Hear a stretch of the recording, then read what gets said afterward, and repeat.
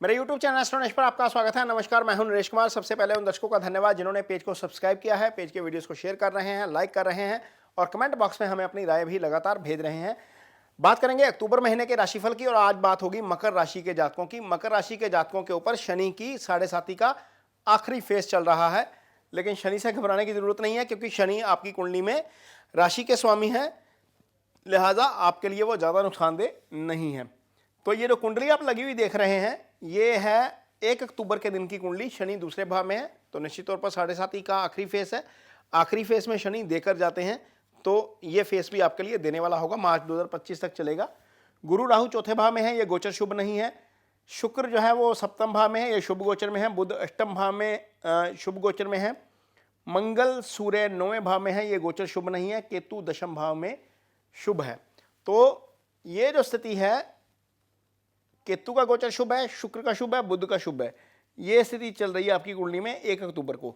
लेकिन 1 अक्टूबर को शाम के समय शुक्र यहाँ पर आ जाएंगे अष्टम में। ये यहाँ पर भी शुभ होते हैं, यहाँ पर भी शुभ होते हैं, तो ये स्थिति बदलेगी नहीं। लेकिन बुध की स्थिति बदल जाएगी।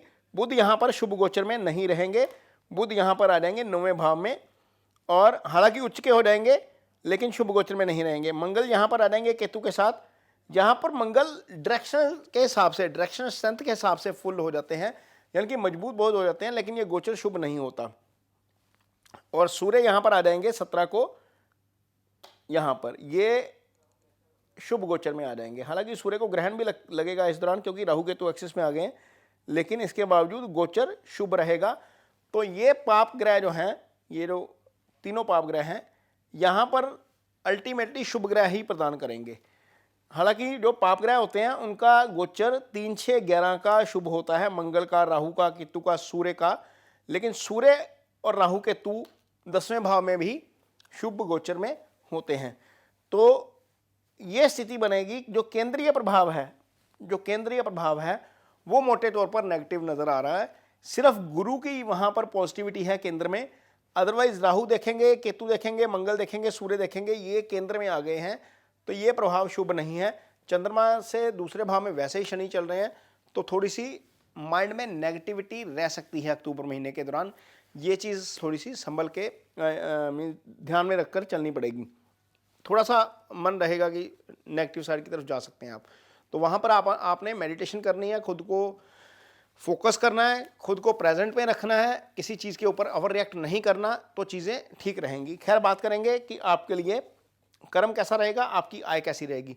तो कर्म स्थान यहाँ पर केतु का गोचर हो रहा है, मंगल का गोचर आ रहा है। भाव के स्वामी शुक्र अपने से 11वें भाव में है, लगन से अष्टम में है, लेकिन यहाँ से 11वें भाव में है।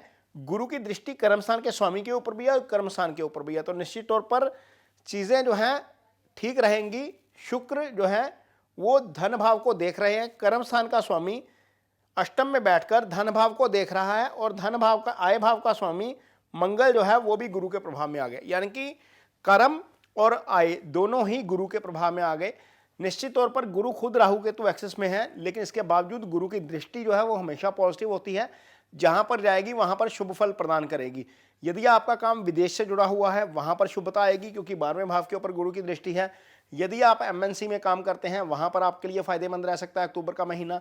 यदि आपका काम फॉरेक्स से जुड़ा हुआ है, एक्सपोर्ट इंपोर्ट का काम है, वहां पर चीजें जो है वो आपके लिए काफी अच्छी रह सकती हैं, क्योंकि इस भाव के ऊपर गुरु की दृष्टि है और इस भाव के ऊपर भी गुरु की दृष्टि है, भाव के स्वामी के ऊपर भी गुरु की दृष्टि है। तो निश्चित तौर पर इन सेक्टर्स के लिए ज्यादा फायदे का सौदा साबित हो सकता है अक्टूबर का महीना। राहु वो भी इस भाव को देख रहे हैं, राहु से भी विदेश का विचार किया जाता है, तो 12वें भाव को राहु भी देख रहे हैं। तो निश्चित तौर पर आपके लिए काफी चीजें जो है वो पॉजिटिव हैं, खासतौर पर जहां पर अर्निंग का सोर्स विदेश से जुड़ा हुआ है। आगे बात करेंगे, आय जो है वो आपके लिए ठीक रहेगी, क्योंकि धन भाव के ऊपर कर्म भाव के स्वामी की दृष्टि है, तो निश्चित तौर पर आय में, मनी के फ्लो में कोई दिक्कत नहीं आएगी। और यदि हम देखते हैं कि धन भाव, खर्च वाला भाव जो है, इसका स्वामी गुरु खुद होकर 3, 4 पाप ग्रहों के प्रभाव में है, शनि के प्रभाव में है, तो निश्चित तौर पर खर्चे भी अक्टूबर में काफ़ी हो सकते हैं, और आपको अनएक्सपेक्टेड कुछ खर्चे देखने को मिल सकते हैं। किसी की मैरिज आ सकती है, कहीं फंक्शन में जा सकते हैं, फंक्शन के लिए कपड़े नए खरीदने पड़ सकते हैं, कुछ इस तरह की चीज़ें हो सकती हैं जो शायद आप एक्सपेक्ट नहीं कर रहे। अचानक से कोई फंक्शन आ जाएगा, तो वहाँ पर आपका खर्चा बढ़ सकता है। ये आपको खुद अपने जो है वो माइंड में रखकर चलना पड़ेगा। आगे देखते हैं रिलेशनशिप कैसा रहेगा। तो सप्तम भाव से शादी देखी जाती है, मैरिटल रिलेशन सप्तम भाव के से देखा जाता है। भाव का कारक शुक्र शुभ गोचर में है। भाव का स्वामी चंद्रमा खैर पहले दिन राहु केतु एक्सिस में है, गुरु के साथ है, लेकिन बहुत ज़्यादा खराब पोजीशन नहीं है। और शादी का कारक ग्रह शुक्र वो भी शुभ गोचर में है। भाव के ऊपर कोई पाप ग्रह नहीं देख रहा, ना मंगल देख रहा है, ना सूर्य देख रहा है, ना केतु देख रहा है, ना राहु देख रहा है, ना ही शनि देख रहा है। तो पांचों पाप ग्रहों का प्रभाव जो है वो सप्तम भाव को प्रभावित नहीं कर रहा, ना ही सप्तमेश को बहुत ज्यादा प्रभावित कर रहा है। कारक ग्रह शुक्र अष्टम में है। हाँ, फीमेल्स के लिए थोड़ी सी दिक्कत हो सकती है क्योंकि गुरु जो है वो राहु केतु एक्सिस में है। मंगल की भी दृष्टि पड़ेगी, आगे जाकर सूर्य की भी दृष्टि पड़ेगी। मंगल यहाँ पर जब बैठते हैं तो इस भाव के ऊपर दृष्टि देते हैं। ये भाव वाणी का है, इस भाव के ऊपर केतु की दृष्टि चली गई, शनि वहाँ पर विराजमान हो गए, केतु की दृष्टि वहाँ पर चली गई, मंगल की दृष्टि लगन के ऊपर आ गई। इसका मतलब यह है कि मन में गुस्सा रह सकता है। मैंने जो शुरू किया है एपिसोड तो ये बोला है कि ये नेगेटिव प्रभाव है, जो केंद्रीय प्रभाव है वो नेगेटिव है, उसके कारण थोड़ा सा मन गुस्से में रह सकता है। मंगल की दृष्टि चंद्रमा के ऊपर पड़ने का मतलब है, आपकी राशि के ऊपर पड़ने का मतलब है कि आप थोड़ा सा गुस्से में रह सकते हैं, छोटी छोटी बातों के ऊपर इरिटेट हो सकते हैं। केतु की दृष्टि चूंकि वाणी वाले भाव पे जा रही है, शनि वहां पर ऑलरेडी मौजूद हैं, हालांकि भाव को मजबूत कर रहे हैं, लेकिन रिएक्शन जरूर होगा। चूंकि मंगल की दृष्टि लगन के ऊपर या राशि के ऊपर है तो उसका रिएक्शन जो है वो वाणी वाले भाव से आएगा। तो वहां पर चीजें आपको खुद को कंट्रोल करनी है, अदरवाइज कोई बहुत ज्यादा दिक्कत नहीं आ रही। जहां तक सिंगल्स की बात है तो सिंगल्स के लिए चीजें अच्छी हैं। पंचम जो है वो किसी पाप प्रभाव में नहीं है, पंचमेश शुभ गोचर में है, तो अपने से चौथे भाव में गोचर कर रहे हैं। तो निश्चित तौर पर जिन लोगों को उम्मीद है कि अक्टूबर महीने में रिश्ता हो जाएगा, कुछ पेरेंट्स ढूंढ रहे हैं, लड़का ढूंढ रहे हैं, किसी के पेरेंट्स उनके लिए लड़की ढूंढ रहे हैं, तो निश्चित तौर पर अक्टूबर का महीना काफ़ी उम्मीदों वाला है। मकर राशि के जातकों के लिए जो सिंगल्स हैं उनको पार्टनर मिल सकता है। जो ऑलरेडी एंगेज में है किसी के साथ, ऑलरेडी जिनकी किसी के साथ अंडरस्टैंडिंग है, तालमेल है, निश्चित तौर पर वो आपस में अच्छा समय बिता सकते हैं। मैरिज जो है वो मूवी जा सकते हैं, डिनर जा सकते हैं, लंच पे जा सकते हैं, लॉन्ग ड्राइव पे जा सकते हैं। तो निश्चित तौर पर अक्टूबर का महीना इस लिहाज से अच्छा है। आगे देखते हैं हेल्थ को लेकर कहीं कोई इशू है तो जो हेल्थ भाव है, छठा भाव रोग ऋण शत्रु का जो भाव होता है, वहां पर केतु के अलावा कोई किसी ग्रह का प्रभाव नहीं पड़ रहा। ना शनि देख रहे हैं, ना राहु देख रहे हैं, ना सूर्य देख रहे हैं, ना ही मंगल देख रहे हैं इस भाव को। तो निश्चित तौर पर वो ग्रह जो है, वो भाव जो है, उस पर कोई अशुभ प्रभाव नहीं है। सूर्य राहु के तो एक्सेस में जरूर आए हैं, थोड़ा सा उन लोगों को प्रॉब्लम जरूर हो सकती है जिनको हार्ट का इशू चल रहा है, जिनको कोलेस्ट्रॉल का इशू है, उनको समस्या हो सकती है, क्योंकि चौथा भाव जो है वो बहुत अच्छे प्रभाव में नहीं है।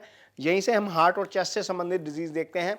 अदरवाइज बाय एंड लार्ज जो है वो स्थिति बहुत ज़्यादा चिंता वाली नहीं रहेगी, क्योंकि भाव का स्वामी जो है वो उच्च के हो चुके हैं और बहुत ज़्यादा पाप प्रभाव में नहीं है, उसके ऊपर भी कोई पाप प्रभाव नहीं आ रहा। तो निश्चित तौर पर हेल्थ को लेकर ज़्यादा चिंता नहीं है। जो ऑलरेडी पहले से डिजीज़ है, जिनको डॉक्टर ने दवाई रिकमेंड की हुई है, वो दवाई ज़रूर सावधानी से लें, इसमें लापरवाही ना करें, यहाँ पर दिक्कत हो सकती है। आगे देखेंगे आपका स्टडीज़ कैसा रहेगा स्टूडेंट्स के लिए। तो गुरु चौथे भाव में गोचर कर रहे हैं और लग्नेश गुरु को देख रहे हैं। बुध 9वें भाव में है, उच्च के हैं। तो निश्चित तौर पर स्टूडेंट्स के लिए समय सामान्य है, एवरेज है, कोई बहुत ज़्यादा अच्छा नहीं कह सकते, बहुत ज़्यादा बुरा भी नहीं कह सकते, क्योंकि यहाँ पर बुध जो है हालांकि उच्च के हैं भाग्यस्थान में, लेकिन गोचर जो है वो शुभ नहीं माना जाता 9वें भाव में। तो निश्चित तौर पर थोड़ा सा स्ट्रगल करना पड़ सकता है स्टडीज़ में। मेहनत करिए, उसके आपको रिजल्ट निश्चित तौर पर अच्छे मिलेंगे। तो ये मकर राशि के जातकों के लिए अक्टूबर महीने का राशिफल है। ये वीडियो आपको कैसा लगा, इस पर कमेंट बॉक्स में अपनी राय जरूर दीजिए। यदि वीडियो अच्छा लगे तो इसे शेयर जरूर करिए, पेज को सब्सक्राइब जरूर करिए। इसके साथ ही मुझे दीजिए इजाज़त। नमस्कार।